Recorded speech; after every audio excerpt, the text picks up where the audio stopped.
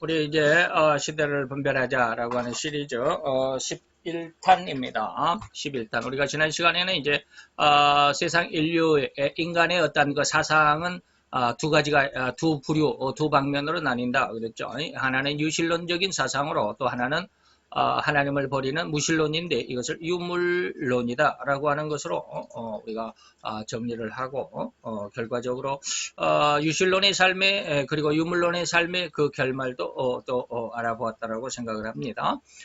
자, 그러면 오늘 이 시간에는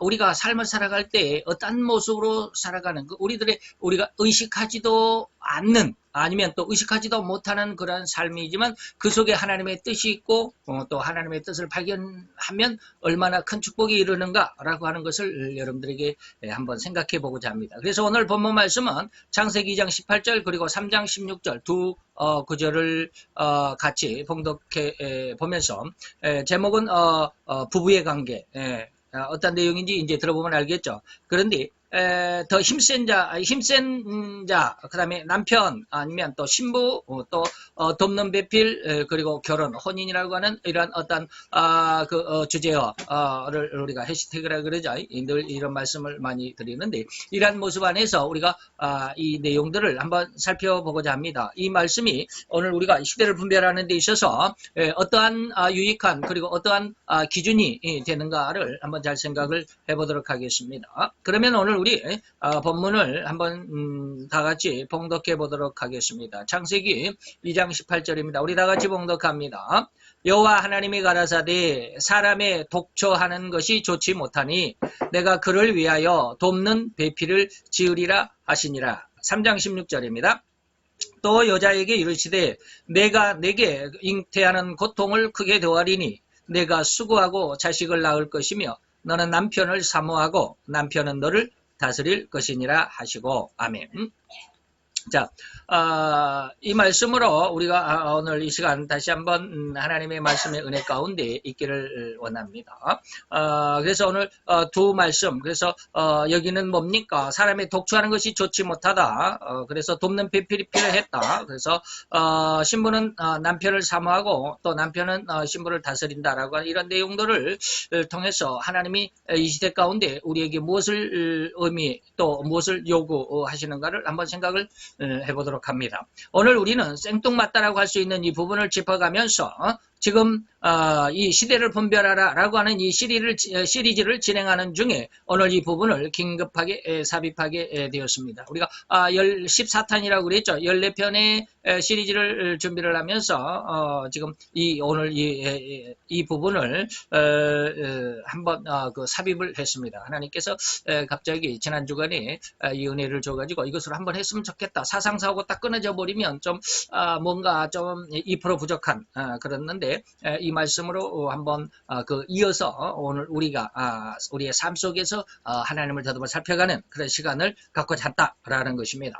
곧 인간의 삶 그리고 시대를 살아가면서 역사를 이루는 인간의 삶의 역사 곧 인간 나라의 생태가 마치 부부관계와 같다라는 의미와 내용을 이 시대 분별의 의미에 적용시켜 보고자 하는 것이 저의 노력입니다.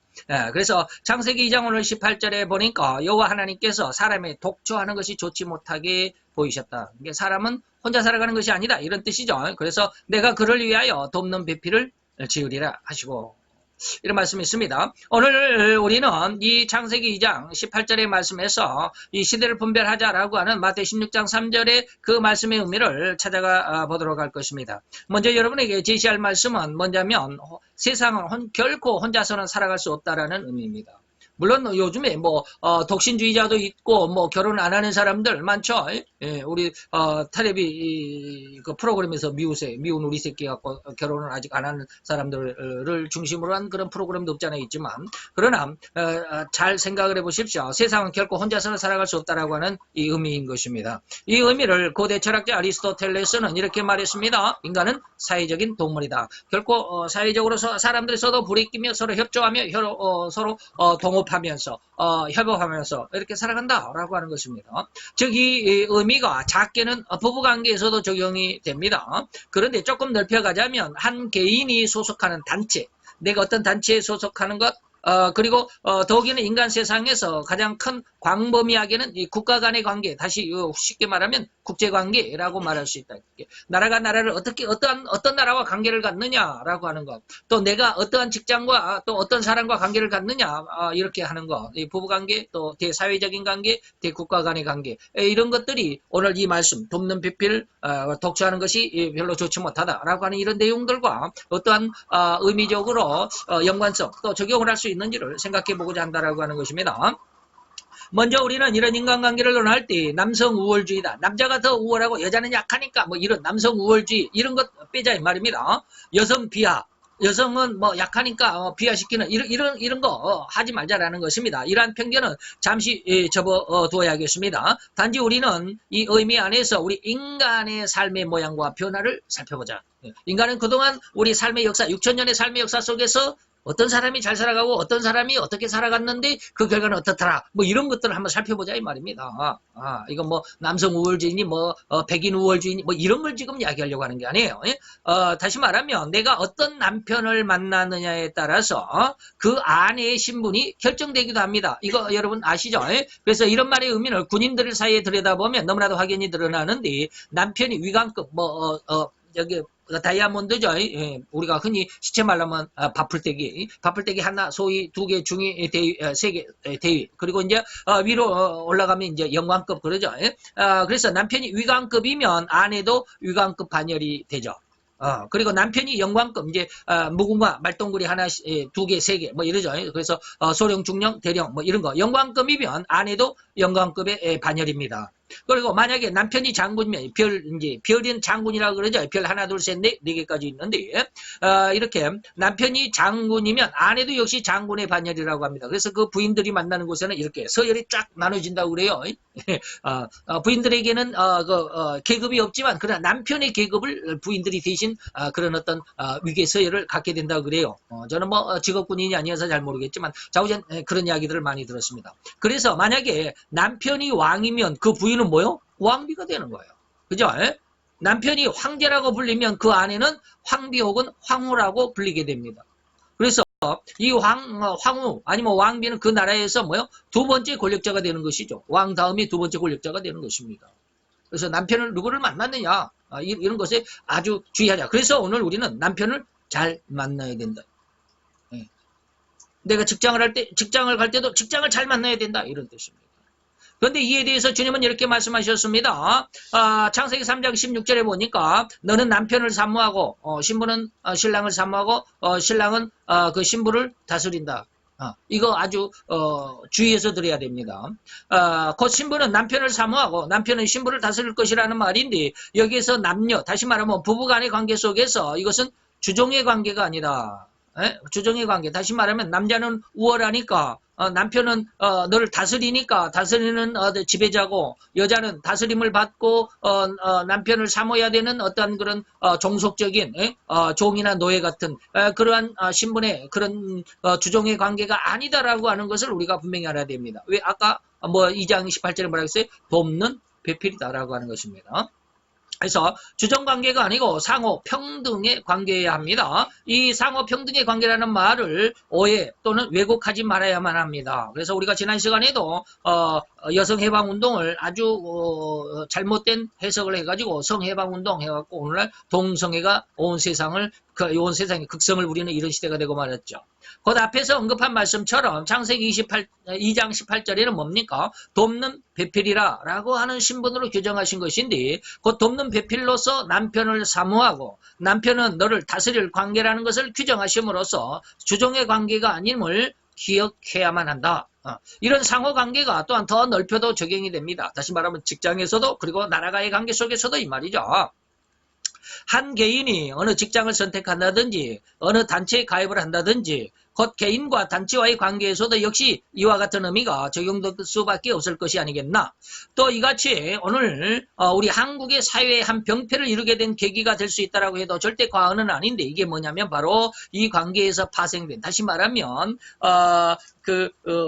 뭡니까 이 한 부류, 내가 누구를 선택하느냐에 따라서 이러한 선택의 어떤 그런, 물론 선택이 아닌 것도 있고 선천적인 것도 있지만, 자, 이런 것의 병폐가 뭐냐면 바로 학연이 그렇습니다. 나는 어느 학교를 나왔다, 어느 대학 출신이다, 나는 뭐 서울에 있는 인서울 출신이다, 아니면 나는 더 지방대 출신이다, 뭐 이런 거 있잖아요. 학연. 그리고 인연이다. 인연. 나는 누구를 안다. 뭐 나는 누구를 뭐 내 친구는 누구다 뭐 하는 인연. 또 지연. 나는 어느 지역의 출신이다. 나는 경상도다. 나는 전라도다. 나는 뭐 경기도. 뭐 이런 거 있잖아요. 지연을 가지고. 또 혈연. 혈연은 뭐요? 바로 나는 뭐 백씨다, 김씨다. 뭐 나는 최씨다. 뭐 이런 거 있잖아요. 이 혈연 관계. 이런 것들 등등으로 인해서 오늘날 지역 간의 분쟁이 일어나죠. 그리고 출신 학교 간의 분쟁도 있습니다. 그러죠. 이런 것들이 너무나 수없이 많은 자잘한 이러한 분쟁들 혹은 이로 인해서 억울함을 당하곤 하지 않는가 말입니다. 그러죠. 지방대 출신들은 왠지 모르게 인서울 대학 출신들보다 왠지 모르게 많은 어떤 그 불이익을 당한다. 뭐 이런 거 있잖아요. 이런 거 충분히 이해할 수 있을 것이라고 생각을 합니다. 그 사람이 사람을 잘못 만나면 어찌 다시 다른 말로 하면 그 인생에서 가장 안타까운 결말에 이럴 수도 있다라고 하는 거 주의하자라고 하는 거. 이게 굉장히 중요합니다. 그래서 마태 15장 14절 또는 누가복음 6장 39절 똑같은 말인데 주인이 좋은 씨를 밭에 뿌렸는데 저렇게 이 씨가 쭉 자라고 나니까 뿌리지 않았던 가라지가 막 나죠. 그래서 하인들이 이 가라지가 어디서 났지? 주인한테 가서 보고를 했어요. 주인이요, 이 가라지 우리가 심지도 않았는데 왜 났을까요? 저거 다 뽑아버릴까요? 그러니까 이제 주인이 뭐라고 그러냐면 그냥 두어라. 이게 그 말이 아니네. 죄송합니다. 죄송합니다. 다른 말이네. 제가 지금 다른 그 성경 구절을 지금 생각하고 있었습니다. 자, 뭐라고 그러냐면 한 사람이 어떤 사람을 만났느냐 이것이 굉장히 중요하다라고 했는데 그것이 뭐냐면 쉽게 말하면 스승을 잘 만나야 된다. 앞서가는 선도자를 잘 만나야 돼. 이게 뭐냐? 자, 소경이 소경을 인도하는 자다. 이것은 뭐요? 소경이 소경을 인도하면 뭐라고 그랬어요? 예수님이 만일 소경이 소경을 인도하면 둘이 다 구덩이에 빠진다. 앞 사람도 제대로 앞을 내다보지 못하니까 구덩이가 있는지 전봇대가 있는지 알지 못하죠. 그러니까 앞에가 부딪히면 뒤에도 같이 부딪히게 되는 이러한 모습들이죠. 그런데 이러한 부부관계 혹은 사회적인 관계를 알아보는 것이 오늘 우리가 살펴보는 이 시대를 분별하자라고 하는 시리즈와 무슨 관계가 있느냐라는 어떤 그 의문이 들지 않겠습니까? 아니 지금 시대를 분별하자라고 그러면서 부부관계가 남편을 잘 만나야 된다는 게 그게 무슨 이게 시대를 분별하자라는 것과 무슨 상관이 있느냐?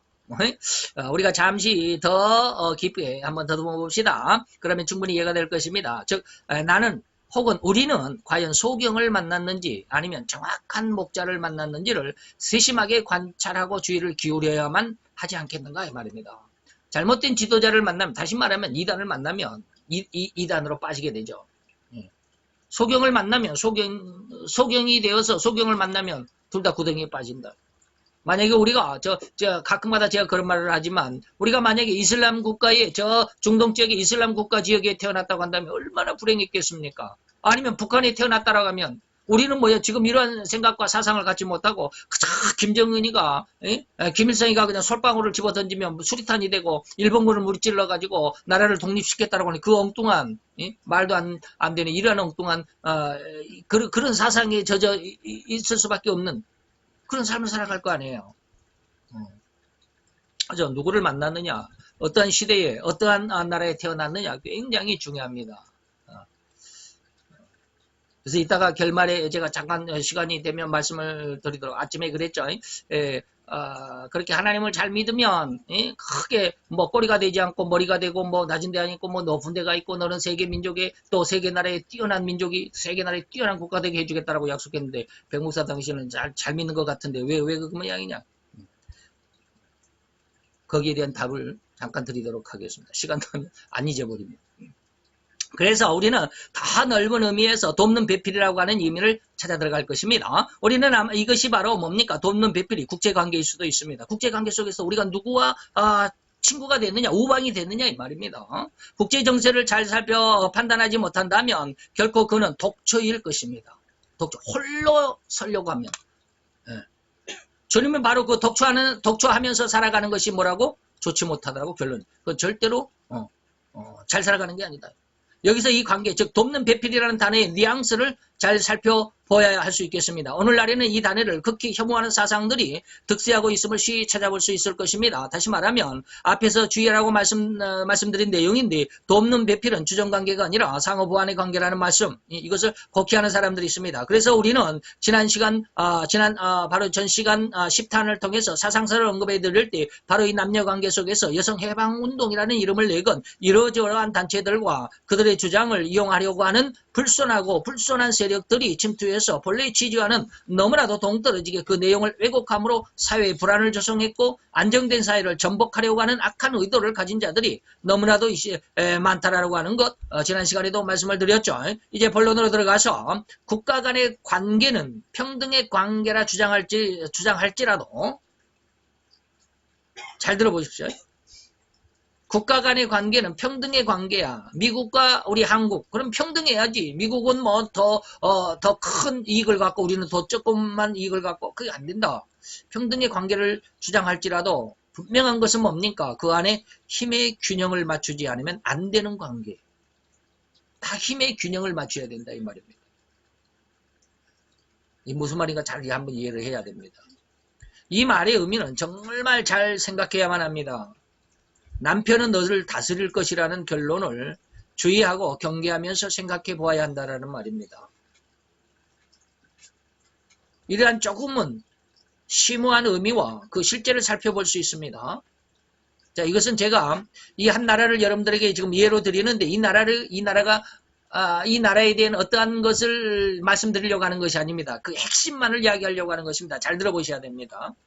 다시 말하면 우리는 일본의 행동을 한번 생각해 볼 것입니다. 지금 일본이 우리나라의 경제 보복을 합니다. 뭐 그런 거 지금 생각하는 게 아닙니다. 그런 걸 말씀드린 게 아닙니다. 일본이 옛날 1900년대부터 근대 이후에 한번 생각을 해보자 이 말입니다. 일본의 행동을 한번 잘 생각해 보세요. 다시 말하면 1900년대 초기부터 지금 2019년인데 2029년이라고 그러네요.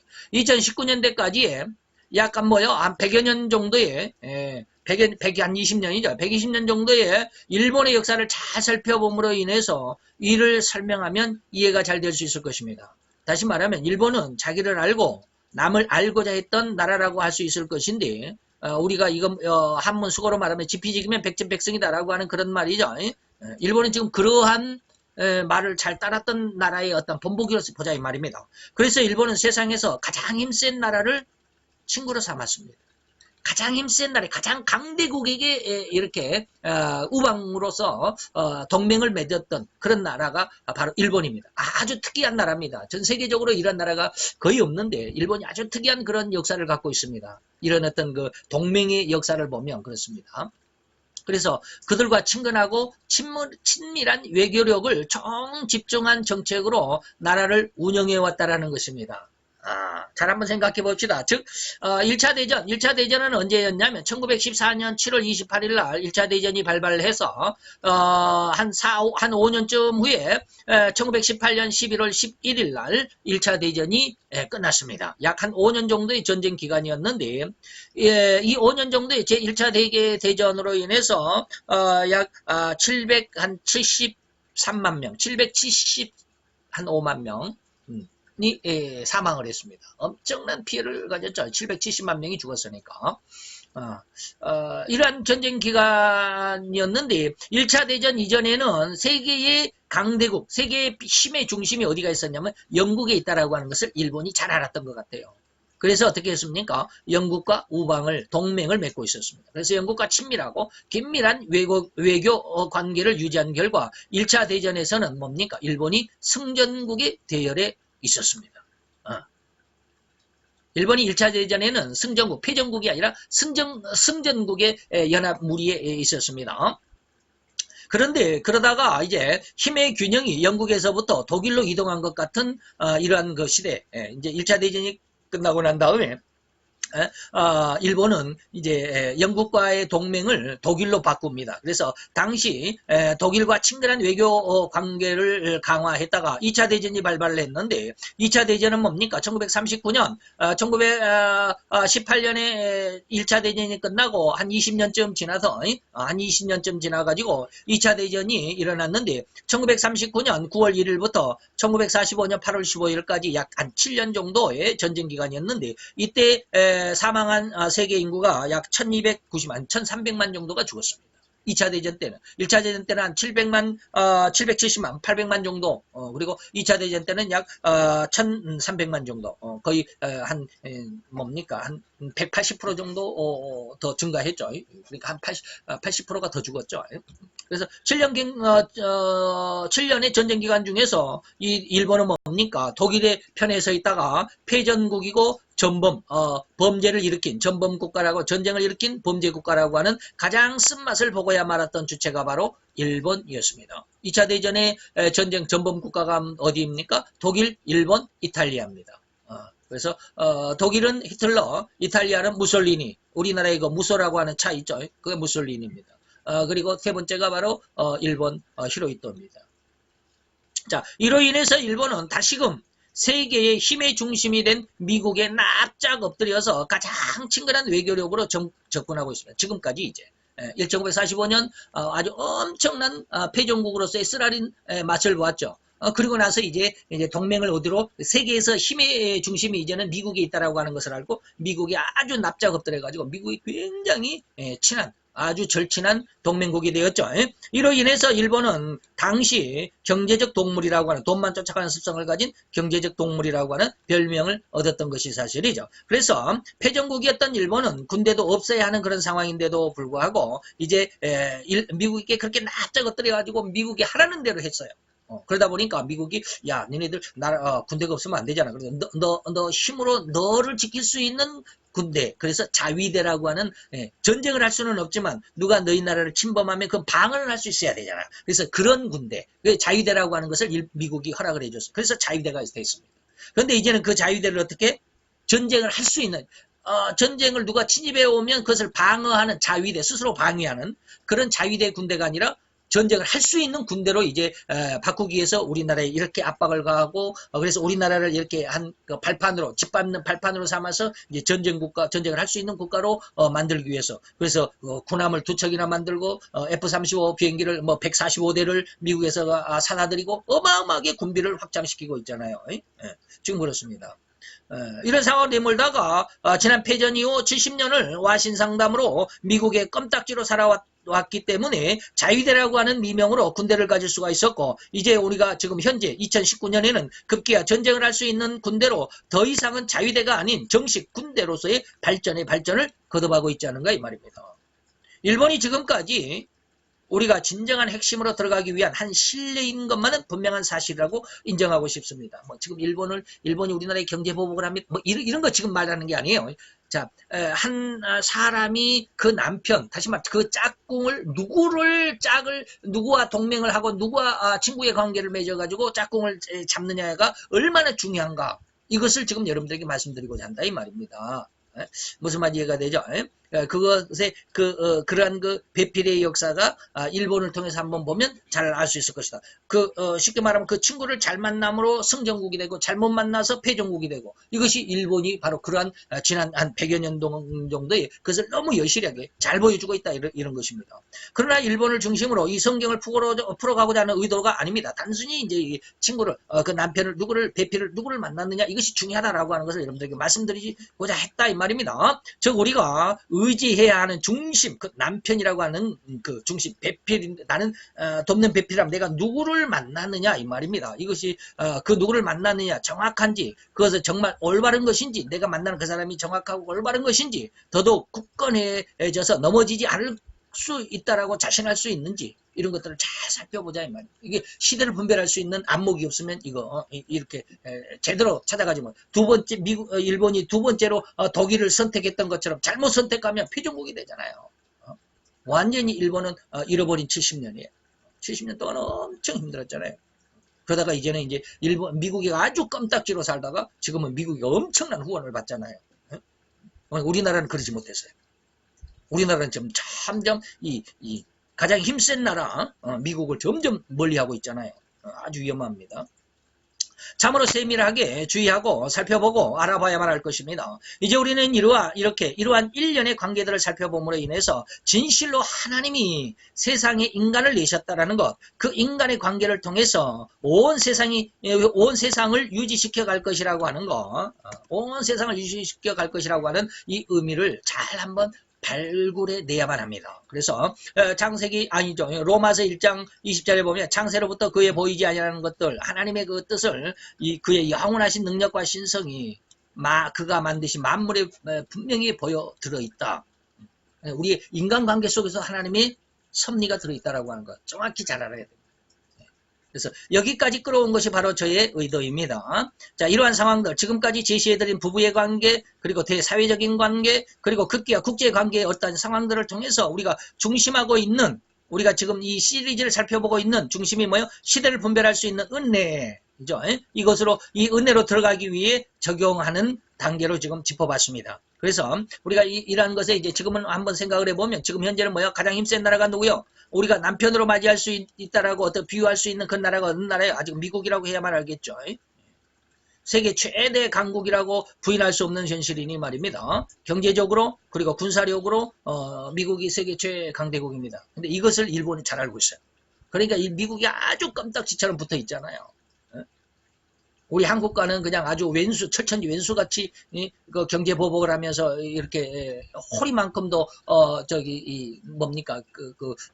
긍휼이 없는 그런 상황 가운데 있으면서도 미국과는 엄청나게 잘 붙어 있잖아요. 아주 이런 세계의 어떤 그 정세 이런 것들을 보는데 좀 안목이 있는 그런 나라가 아닌가. 근데 우리나라는 그런 게 전혀 없어요. 그러나 물론 미국이 진리의 핵심이라는 말은 아닙니다. 우리가 이걸 잘 알아야 됩니다. 지금 미국이 강대국이니까 미국에 붙어야 됩니다. 많은 우리나라에서 지금 많은 학자들이 정치학 아니면 뭐 군사학 아니면 뭐 사상학 이런 분야에서 전부 다 그 모든 좀 식견이 있는 사람들은 뭐요? 세계적인 어떤 안목이 있는 사람들은 뭐요? 우리가 미국과 우방 관계를 결코 멀리해서는 안 된다라고 아주 강력하게 주장합니다. 지금 현재는 그래요. 근데 우리는 한 걸음 더 나가자 이 말입니다. 우리 인간이 오로지 믿고 의지할 수 있는 가장 중추적인 나라라고 하는 의미가 아닙니다. 뭐가? 미국은 가장 핵심, 우리가 믿고 살아갈, 영원히 믿을 수 있는 나라는 아니다라는 거 주의해 주셨으면 좋겠습니다. 그런데 이것을 우리가 알아보고자 했던 진리의 진수는 아니다. 이것이죠. 미국이 우리가 지금 세계 최강국인 미국과 동맹관계를 유지해야 되는 것 분명한 사실이지만 그러나 그것이 마지막까지 진리의 그 핵심 진수는 아니다. 더 깊은 하나님의 의도가 있으면 알아봐야 되겠다. 또한 이후에 힘의 균형추는 여기에서 이제 제가 이제 조금 이상한 말들을 많이 하고 있습니다. 여러분들 잘 한번 생각해 봐야 됩니다. 늘 지금까지 말씀드렸던 그런 내용이지만, 자, 지금 현재 미국의 힘의 패권이 미국에서, 어제 제가, 뭡니까, 동영상, 유튜브를 보다가, 세계적인 외교 정치학자들이 몇몇 사람이, 제3차 전쟁의 시나리오에 대해서 이렇게 설명을 했던 것을 보니까, 미국이 지금 세계 최강대국이지만 결코 미국이 중국과 아니면 러시아와 싸워서 완전히 완승한다라고 할 수 없다. 부분적으로 미국이 상당한 타격을 입는다라는 그런 어떤 시나리오를 발표를 했더라고요. 자, 어쨌든지 제가 이제 성경상에서 제 나름대로 하나님께서 주신 은혜 또 배웠던 성경 공부 내용 중에서 자, 이렇게 말씀을 드리고자 합니다. 지금 힘의 균형은 미국에 있지만 그러나 이 힘의 균형추가 러시아로 이동할 것입니다. 어떻게 러시아로 이동하느냐? 저는 그렇게 생각을 해요. 저는 그렇게 하나님 앞에 기도할 때 하나님께서 주신 느낌이 바로 그랬습니다. 우리나라가 미국을 자꾸 멀리합니다. 어저께 어저께 3일날, 오늘이 4일이죠. 어저께 3일날 한국, 미국, 일본 세 나라의 외무부 장관들이, 우리나라의 강경화 외무장관, 미국의 미국의 폼페이오 외교 장관, 그 다음에 일본의 뭡니까? 못생긴 장관 있잖아요. 무슨 다론가, 자우전. 한미일 외교장관이 만나가지고, 우리나라 강경화 장관이 그런 말을 했습니다. 만약에 일본이 우리나라의 경제보복을 처리하지 않으면 우리가 지소미아를 제거하겠습니다. 라고 이렇게 말을 했습니다. 지소미아가 뭔 줄 아십니까? 지소미아가 한국과 미국과 일본의 군사정보교환협정입니다. 그래서 우리나라는 북한과 가장 가까이 있으니까 듣는 감청 기능이 굉장히 강합니다. 미국은 저 하늘 위에서 인공위성으로 이렇게 촬영하는 보는 눈이 굉장히 강합니다. 이게 미국은 보고 우리는 듣고, 그리고 일본은 이지스 함정을 가지고 그 레이더 그 신호를 굉장히 포착하는데 그 강점을 가지고 있습니다. 그게 레이더의 기능 일본, 그 다음에 우리는 듣는 감청, 그 다음에 미국은 보는 시청. 이 세 개의 그 군사 정보를 가지고 딱 합작을 하면 3D로 쫙 보이게 되겠죠. 지금 북한이 어디에서 뭘 한다. 이게 보이잖아요. 그런데 이 협정이 바로 지소미아입니다. 제가 이제 원어는 모르지만 그 앞 글자를 따가지고 지소미아라고 그러는데, 이것을 우리나라가 파기하겠다. 그러면 우리는 듣는 것밖에 못 듣잖아요. 듣는 것밖에. 저 휴전선 전방에서 북한의 어떤 듣는 것밖에. 그런데 위에서 보는 그 미국의 군사 어떤 정보를 못 받으면 아무것도 못 보잖아요. 우리 듣기만 하는데 이게 뭔 소리지? 이번에 북한이 방사포를 3발인가를 쐈는데 우리는 탄도미사일이라고 그러잖아요. 듣는 것만 보고 탄도미사일. 근데 미국은 그걸 인공위에서 보잖아요. 딱 영상을 카메라로 찍고 보니까 이것은 탄도미사일이 아니라 방사포네, 이렇게 딱 보이잖아요. 근데 우리는 그걸 듣지를 못해요. 아니, 듣기만 해요. 보지를 못해요. 레이더로 그걸 잡을 수도 없어요. 근데 북한이 그 방사포를 쏘려고 하는 거기를 미국은 이미 인공위성에서 다 보고 있었답니다. 저거 쏘려고 준비하네. 일본도 이지스함을 보내가지고 그들의 움직임을 다 레이더로 포착하고 있었답니다. 근데 우리나라만 모르고 있었어요. 아니, 지소미아 군사협정이면 다 알려줘야 되잖아. 근데 안 알려준 거, 우리나라에만 안 알려주고 전에 둘이만 알고. 왜 안 알려줘? 너 자꾸 나하고 동맹관계 끊으려고 그러잖아. 근데 알려주면 뭐해? 네 맘대로 해. 그래서 강경화 장관이 지소미아를 제거하겠습니다 라고 이렇게 말하니까 미국의 폼페이오는 적극적으로 말려야 되잖아요. 안 된다. 그래서는 안 된다. 이거 파기하면 안 된다. 반드시 이것을 보존해야 된다라고 그래야 되잖아요. 근데 미국이 한마디도 안 했습니다. 왜 그럴까? 왜 안 했을까? 제 생각은 그래. 네 맘대로 해. 네 맘대로 해. 왜요? 그동안 이 문재인 정부가 미국을 얼마나 박대했는지 모릅니다. 지금 한미 군사 훈련들 1년에 한 5번인가 6번 있는 대규모 작전으로 이렇게 막 하는 것 우리나라하고는 단 한 번도 안 합니다. 그 훈련들을 전부 일본하고 합니다. 지금 옛날에 일본하고 그런 훈련 한 번도 해본 적이 없습니다. 우리나라하고만 했습니다. 을지 훈련이니 독수리 훈련이니 이런 거 있잖아요. 근데 우리나라가 안 한다고 그러니까 그 훈련을 전부 일본하고 합니다. 그러고 나서 자꾸 우리가 미국을 멀리하고 하다 보니까 미국에서 기분이 나쁘잖아요. 이거 자꾸 왜 이렇게 나는 너를 이렇게 품어주려고 하는데 너 자꾸 나를 멀리하고. 그럼 네 맘대로 해봐. 이게 지금 이거예요. 어제 폼페이오 장관이 한마디도 안 했다는 것은 알았어, 네 맘대로 해. 이런 완전히 쉽게 말하면 내버리는 듯한. 그렇게 되면 어떻게 될까요?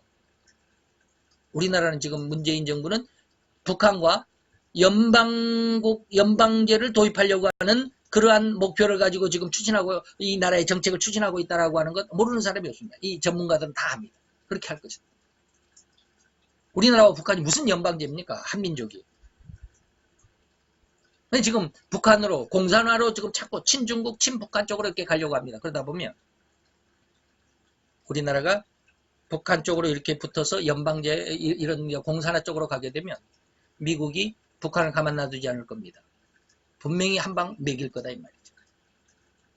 그러면 미국이 북한을 한번 침공을 하게 되면 중국이 가만히 있게 돼. 중국이 개입을 하게 되면 중국과 미국의 싸움인데 예전에 한번 그런 말씀을 드렸죠. 그러면 중국은 완전히 미국에게 완전 대패를 할 겁니다. 이기지 못할 싸움에 덤벼들었어요. 그렇다고 그래서 그러면 미국은 전혀 흠집 하나 안 나고 중국을 그냥 한방 꼴밤을 주고 끝내버리냐? 그렇지 않습니다. 미국도 어마어마한 타격을 입습니다. 완전히 50%는 부상을 당하겠죠. 부상당한 그 몸으로 러시아를 대적할 수 없습니다. 근데 제가 왜 이러한 생각을 하게 되냐면 하나님께서 갑자기 그런 생각을 하시더라고요. 그런 말씀을 이제 오전에 말씀 그리고 하나님께서 너는 왜 그렇게 사냐 뭐 이런 것 그 답을 말씀을 드린다고 그랬잖아요. 하나님 앞에 기도하는 중에 하나님이 그런 걸 주시더라고요. 다니엘이 왜 사자굴에 들어가겠나? 다니엘이 돈이 없어서 사자굴에 들어갔냐? 명예가 없고 권세가 없어서 사자굴에 집어 던져진 줄 아느냐? 아니다.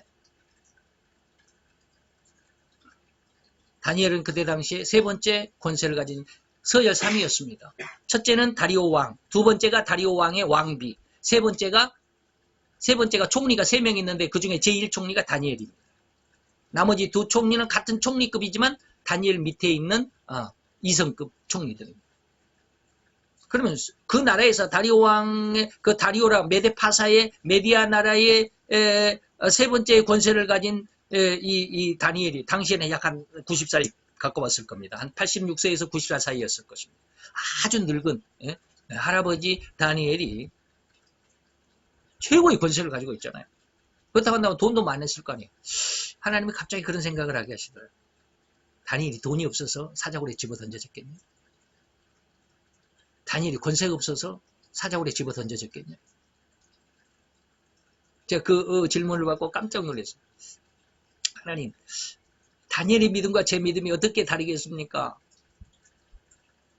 그러니까 다니엘의 믿음은 진짜 믿음이고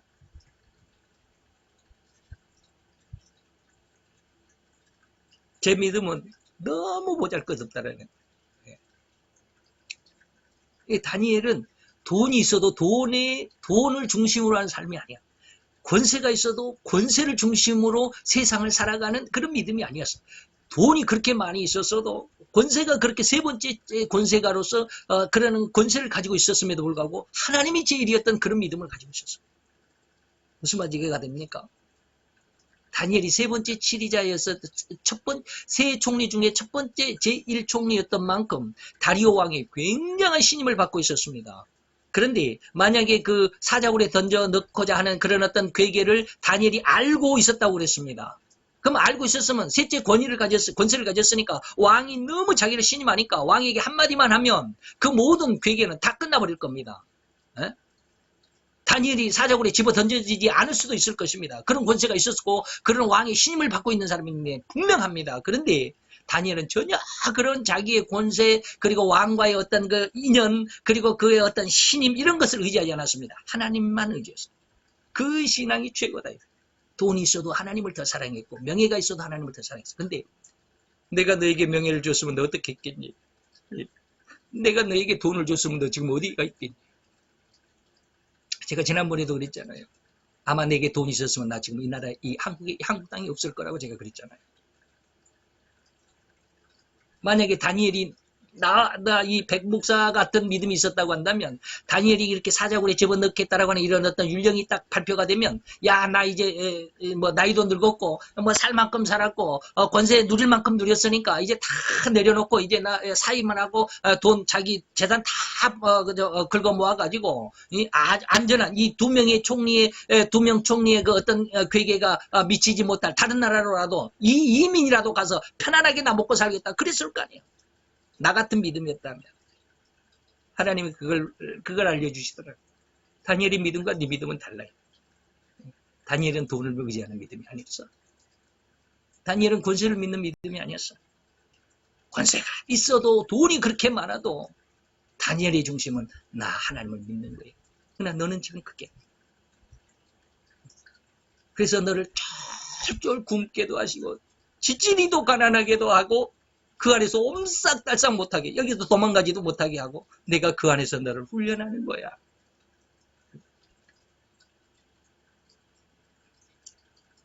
하나님이 어제 그저께 그러시더라고요. 그래서 내가 가난한 게 하나님이 나를 다니엘이처럼 그렇게 하나님만을 전적으로 믿는 그런 믿음으로 훈련시키기 위해서 이렇게 가난하게 하셨거든요. 내가 돈이 있었다면 절대로 이 자리에 없습니다.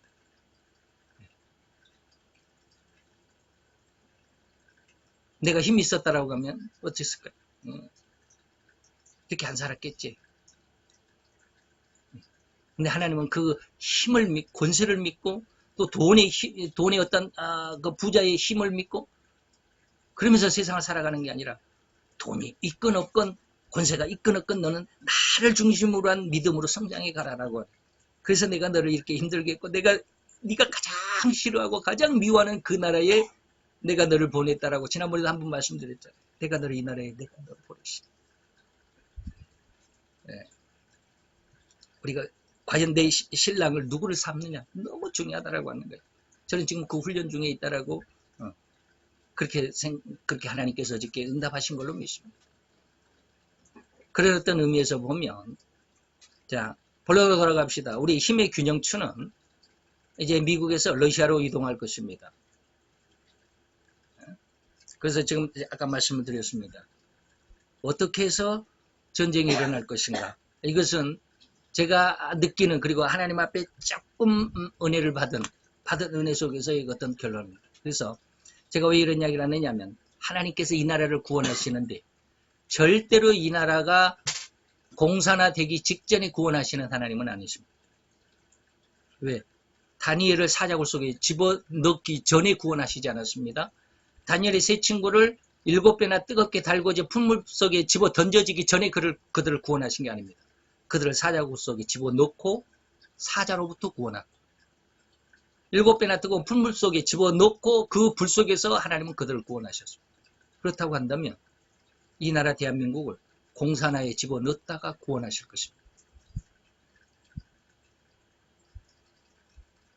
하나님께서 어저께 제게 주신 은혜가 이 나라를 지금 미국이 어제 강경화 장관의 그 발언 지소미아를 폐기하겠습니다. 제거하겠습니다. 그러니까 말 한마디 대답을 하겠습니다. 그것은 곧 네 맘대로 해. 이런 뜻이에요. 네 맘대로. 그러나 뒷일은 네가 감당해. 그렇게 되면 이 나라는 일본을 중심으로 이제 한국과 북한을 중심으로 이렇게 딱 38선언과 그 이쪽으로 이렇게 해서 이제 이건 민주진영이거든. 일본 쪽으로 이렇게 민주진영이고 북한과 이제 중국과 소련 저쪽으로는 공산진영이잖아요. 그런데 이 한국이 그 안에 중심인데 이 한국을 싸잡아서 일본 쪽에서 이제 이 대한해협으로 이렇게 갈라버리겠다 이 말이에요. 네 맘대로 해. 그러나 나중은 이 결과는 네가 담당을 해야 돼. 그런 뜻이잖아요. 적극적으로 미국이 지금 중재에 나서지 않고 있습니다. 왜요? 한국이 너무 미국을 지금 멀리 이렇게 막 밀어내고 있으니까 미국이 짜증나는 거예요.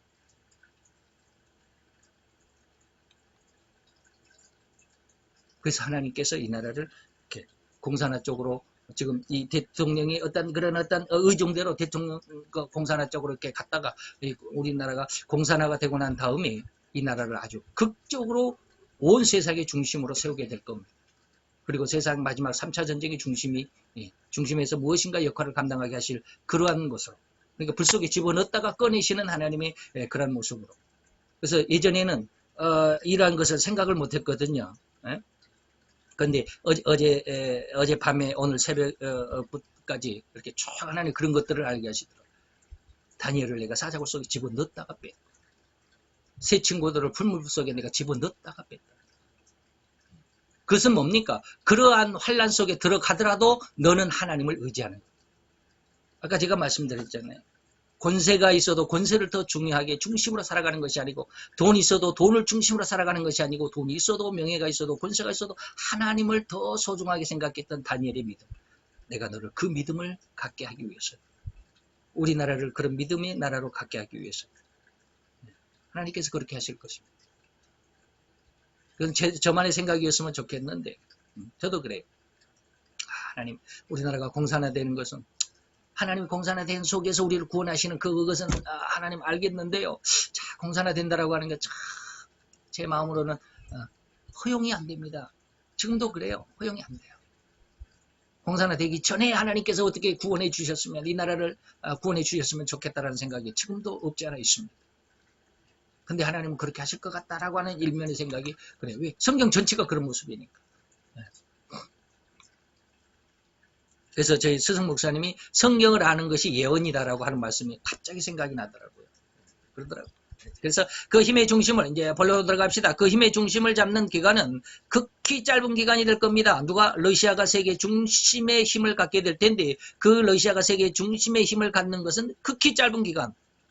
그리고 곧바로 이 힘의 균형은 미국이 아닌 이 세상의 힘으로는 그 어느 누구도 감히 대적하려고 하는 생각조차 할 수 없는 완전한 힘의 중심을 가지는 나라가 서게 될 것입니다. 이 나라가 바로 누구요? 예수님의 나라입니다. 이 나라를 우리는 천년왕국이라고 부릅니다. 이러한 내용들은 곧 이 세상에서 우리가 신뢰할 수 있는 그 어느 것도 그 어떤 나라도 있을 수 없음을 의미한 것이기도 하려니와 오로지 영원히 흔들리지 않을 수 있는, 흔들릴 수 없는, 영원히 흔들리지도 않는 창조주 하나님의 나라, 곧 우리 주님 예수 그리스도의 나라만이 진리의 중심이고 진수임을 자각하기를 원하는 간절함에서 여기까지 저의 의견, 개인적인 사견이라고 해도 좋겠지만 이런 것은 분명 하나님의 은혜로 깨닫게 된 것임을 여러분들에게 선포하고 감히 이렇게 말씀드리는 것입니다. 좀 믿어달라고. 이제 결론으로 연결시키고 적용하는 일로 나가겠습니다. 우리는 절대로 가장 힘센, 곧 가장 올바르고 또 가장 정확한 남편을 맞이해야만 하지 않겠습니까? 우리는, 아니 이 나라, 대한민국은, 이 민족은 진실로 가장 정확하고 가장 정결한 신부의 자격을 완전 무장함으로 인해서 영원히 멸망받지 않는 가장 중심 국가요. 가장 중심 국민이 되어야만 합니다. 어떻게? 예수를 믿는 믿음 안에서 이 말입니다. 예수를 나의 신부로, 나의 신랑으로 나는 그의 신부가 되는 이게 아가서입니다. 그래서 다니엘서 2장 34, 5절에 보면 사람의 손으로 하지 않는 뜨인 돌이 우상을 쳐서 무너뜨리니까 이 우상은 뭡니까? 바람에 불려 간 곳 없이 다 흩어져 버리고 이 우상을 친 이 뜨인 돌은 태산을 이루어 온 세계에 가득했다. 이 나라를, 이 힘센 나라, 가장 강한 나라, 결코 흔들릴 수 없는 이 나라를 우리는 내 남편으로, 나의 신랑으로 맞아들여야 되지 않겠나 이 말입니다.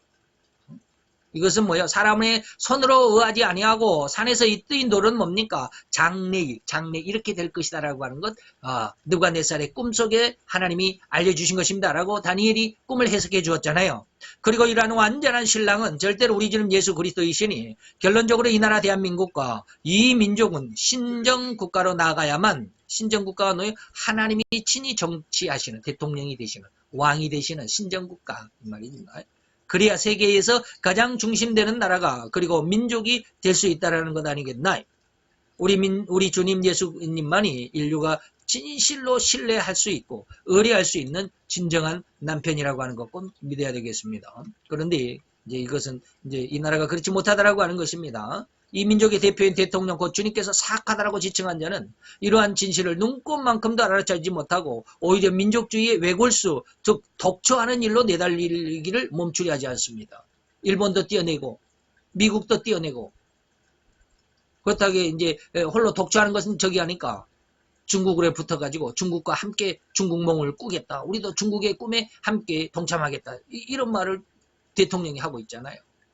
더욱이 이러한 부부관계의 의미로 보자면, 그리고 일본의 지난 행적과 비교해 보자면 지금 이 나라 이 정부의 밀월의 관계는, 북친중 친북의 밀월의 관계는 결코 유실론적인 수가 없으며 오히려 절대적으로 무실론적이고 무실론의 가장 정점이 있다라고 하는 유물 사상의 중심을 주창하고 있는 공산 정권의 중국과 북한을 연모하고 가까이 하는 밀월의 관계를 성립하고자 하는 그런 상황이 아니겠나 이 말입니다.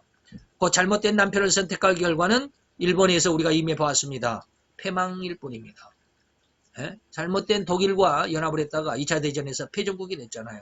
진실로 남편을 잘못 선택하면 자기의 남편이 아닌 다른 남자를 사모하고 밀월의 관계를 가지게 되면 그것은 불륜이고 이는 사회적으로도 지탄의 세상이 아닐 수가 없죠. 레위기서 뭡니까? 간음하는 자와 그 간부는 죽이라. 부녀와 간음하는 자는, 남의 여자와 간음하는 자는 자기의 영혼을 망하게 하는 것이다. 참으로 우리 남편 신랑이 되시는 하나님께서는 결코 하나님을 떠난 다른 그 어떤 존재를 할지라도 밀월의 관계를 유지하게 된다면 결코 허리만큼도 용서하지 않는다라고 하는 거. 잠언 6장 32절 35절까지 이 말씀을 분명하게 선언하셨습니다. 이 비유가 여기서 끝나지 않고 더 나아가 영적인 의미에 있다는 것 알아야만 하겠습니다. 곧 신랑은 우리 주님 예수 그리스도이시며 삼위 하나님이시고 그의 신부는 곧 그의 선택함을 입은 거룩한 백성인 우리 성도라고 할 수 있을 것입니다. 그래서 인간은 절대로 삼위일체 하나님을 믿는 믿음에서 떠나는 것은 곧 음료라고, 그래서 타락이고 죄라고 하는 것, 이거 반드시 이 믿음 안에 있어야만 한다라고 하는 것 다시 한번 강조해 드립니다. 그럼에도 불구하고 인간, 아니 온 인류는 마치 집을 나간 탕자처럼, 누가복음 15장의 탕자처럼 아버지를 잊어버리고 자기 고향집도 있는지조차도 모르고 잊어버리고 오로지 자기에게 주어진 현재의 그 소유가 영원할 것처럼만, 그 소유가 풍성해지도록 더 영광되도록 더 성공적인 삶을 살 거라고 여기면서 아버지도 아버지가 아니죠. 아버지도 고향도 잃어버린 상태로 자기만의 풍요로움과 안락함을 추구하는 이 탕자의 삶과 같다라고 어찌 부인할 수 있겠냐 이 말입니다. 너무 많네요. 여기까지만 해도 되겠습니다. 여기까지만 하겠습니다. 여러분들에게 절대로 독초하는 거, 혼자 세상을 혼자 살아갈 수 있는 것이 아닙니다. 독초하는 것은 좋지 못하다. 하나님도 그렇게 하셨잖아요. 그래서 누군가 같이 협력을 하고 협업을 해야 되는데, 우리는 누구와 협력을 하고 협업을 하게 될 것이냐. 우리는 절대적으로 세상적으로 보면 지금은 미국이라고 하지만 미국이 진짜 진리의 중심은 아니잖아요. 진짜 중심은 어디? 예수다. 하나님이시다. 하나님은 영원히 흔들릴 수도 없는 굳건한 나라이시죠. 그분을 우리의 신랑으로 우리가 믿음의 중심으로 삼으시면 결코 세상에서 아래가 아니라 위에, 작은 것이 아니라 큰 것으로 세상 만국에, 아니면 세상 만민족 위에 뛰어난 국가와 하나님의 아들, 딸이 되게 해주시겠다고 한 약속을 꼭 믿으시기 바랍니다. 이 믿음 안에서 여러분들이 잘 하나님의 영광을 쟁취했으면 좋겠습니다. 기다.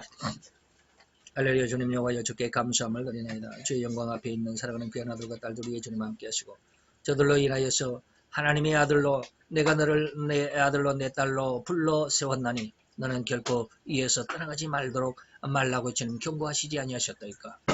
하나님, 그러나 어미달기 날개를 펴서 병아리를 그 날개 아래에 모으려고 하여 했지만 저들은 결코 나오지 아니했다라고 하신 것처럼, 하나님의 이러한 외침과 하나님의 이러한 요구와 하나님의 이러한 초청에도 불구하고 결코 함께하지 못하는 안타까운 심령들이 있나니 하나님 저들을 불쌍히 여기시고, 오늘 우리들의 심령 속에서는 하나님을 더욱더 사모하게 하시고 더욱더 붙들게 하시고, 그래서 하나님과 동행하며 교제하여 하나님의 영광을 드러내는 하나님의 아들로 딸로 이 세상에 우뚝 서는 귀한 하나님의 아들로 딸로 하나님의 백성으로 영광을 돌리는 귀한 은혜가 있게 하여 주옵소서.